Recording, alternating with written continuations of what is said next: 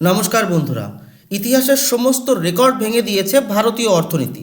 আর ভারতের ফরেক্স রিজার্ভ অর্থাৎ বৈদেশিক মুদ্রা ভাণ্ডার এমন এক উচ্চতায় পৌঁছে গিয়েছে যার কল্পনা আমাদের পূর্বপুরুষরা কখনো স্বপ্নেও ভাবতে পারেনি। স্বাধীনতা পরবর্তী সময়ে তো আমেরিকার কাছ থেকে হাত পেতে সাহায্য নেওয়া লেগেছিল জনগণের পেট পালতে। এরপর আবার এমনও সময় এসেছিল যখন ভারত ব্যাংকরাপ্ট হওয়ার উপক্রম হয়েছিল। তখন দেশের স্বর্ণ বিদেশিদের কাছে বন্ধক রেখে দেশের অর্থনীতি বাঁচানো লেগেছিল। এক কথায় আজ ঠিক যে হাল কাঙ্গাল পাকিস্তানের, তার চেয়ে আরও ভয়ানক খারাপ হাল ছিল ভারতের। আর ওই সময় থেকে এখন পর্যন্ত মাত্র ৩৫ বছরেই ভারত নিজের অর্থনীতির কায়া পাল্টে ফেলতে সক্ষম হয়েছে।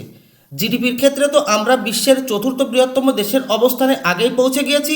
আর আজ আমাদের বৈদেশিক মুদ্রা ভাণ্ডারকে নিয়ে যে খবর আসলো তা সত্যি প্রত্যেক ভারতীয়দের জন্য গর্বের বিষয়। স্ক্রিনে দেখুন, ভারতের বৈদেশিক মুদ্রা ভাণ্ডার ইতিহাসের সর্বোচ্চতম পর্যায়ে পৌঁছে গিয়েছে। আমাদের ফরেক্স রিজার্ভ 723.8 বিলিয়ন ডলারে পৌঁছে গিয়েছে। সবচেয়ে মজাদার বিষয় হলো এই সম্পূর্ণ অ্যামাউন্টের ভেতর 150 বিলিয়নের বেশি শুধুমাত্র স্বর্ণ জমা রয়েছে ভারতের কাছে। জানুয়ারি মাসের শেষ সপ্তাহে অর্থাৎ লাস্ট 7 দিনে ফরেক্স রিজার্ভ বেড়েছে 14.4 বিলিয়ন। আর এভাবে যদি বাড়তে থাকে তাহলে 1 ট্রিলিয়নের রেকর্ড ছুঁতে খুব বেশি দেরি হবে না ভারতের। এখন প্রশ্ন হলো, ফরেক্স রিজার্ভ শক্তিশালী হওয়ার সুবিধাগুলো কী কী? তো ধরুন বাইরের দেশের কোনো কোম্পানি ভারতে ইনভেস্ট করতে চাইছে, সেক্ষেত্রে এরা প্রথমে এটাই চেক করবে যে ভারতের আর্থিক স্থিরতা কোন পর্যায়ের। কারণ অর্থ ইনভেস্ট করার আগে এরা এটাও খতিয়ে দেখবে যে যদি এমন পরিস্থিতি সৃষ্টি হয় যে ইনভেস্ট করা অর্থ উঠিয়ে নিয়ে এদেরকে সরে যাওয়া লাগছে, সেক্ষেত্রে ডলার ফেরত দেওয়ার ক্ষমতা ভারতের আছে কি না। কারণ সবাই ডলারেই ইনভেস্ট করে আর ইনভেস্টমেন্ট উঠিয়েও নেয় ডলারে।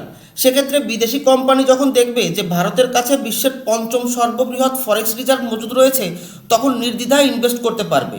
তারা কনফার্ম হয়ে যাবে যে ভারতে তাদের অর্থ সুরক্ষিত থাকবে।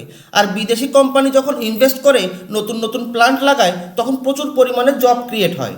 দ্বিতীয়ত, দ্রব্যমূল্যের ঊর্ধ্বগতিকে কন্ট্রোল করা। আপনারা জানলে অবাক হবেন যে দ্রব্যমূল্যের ঊর্ধ্বগতিকে কন্ট্রোল করার জন্য সরকারের কাছে সবথেকে বড় যে হাতিয়ার রয়েছে তা হলো ফরেক্স রিজার্ভ। সহজ ভাষায় যদি বলি তাহলে যে কোনো প্রোডাক্ট বা দ্রব্যের দাম তখনই বাড়ে যখন টাকার মান কম হয়ে যায়। আর টাকার মান নির্ধারিত হয় ডলার দিয়ে। আপনাদের অবশ্যই মনে আছে যে বেশ কিছুদিন আগে ভারতীয় 87 টাকায় $1 পাওয়া যেত। এরপর ডলারের দাম বাড়ে এবং $1 91 টাকা পর্যন্ত পৌঁছে গেছিল। আর এখন এসে কিছুটা কম হয়েছে। আর ডলারের বিপরীতে টাকার মান স্থির রাখার জন্য সরকার ব্যবহার করে ফরেক্স রিজার্ভে জমা dollar. Reserve bank of India অর্থাৎ আরবিআই ফরেক্স রিজার্ভ থেকে ডলার নিয়ে ভারতীয় টাকা কেনা শুরু করে। এতে করে মার্কেটে ভারতীয় টাকার চাহিদা বাড়ে। আর যখন টাকার চাহিদা বাড়ে তখন টাকার মানও কম হওয়া থেমে যায় এবং ধীরে ধীরে বাড়তে থাকে।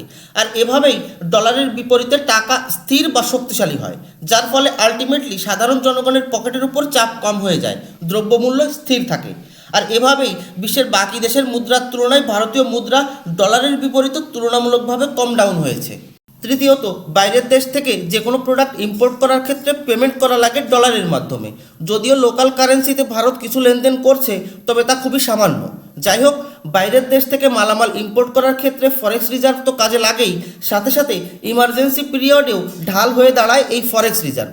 ধরুন ভবিষ্যতে যদি কখনও চীনের সাথে যুদ্ধ বাঁধে এবং বাইরের দেশ থেকে অস্ত্র গোলাবারুদ কেনার দরকার পড়ে, সেক্ষেত্রে বেশি দাম দিয়েও তৎক্ষণাৎ ফরেক্স রিজার্ভ ব্যবহার করে অস্ত্র কিনতে পারবে ভারত। সব মিলিয়ে ফরেক্স রিজার্ভের সাথে যে শুধু ধনী ব্যক্তিদের সম্পর্ক আছে তা নয়, সর্বস্তরের জনগণের সাথে ওতপ্রোতভাবে জড়িয়ে আছে ফরেক্স রিজার্ভ।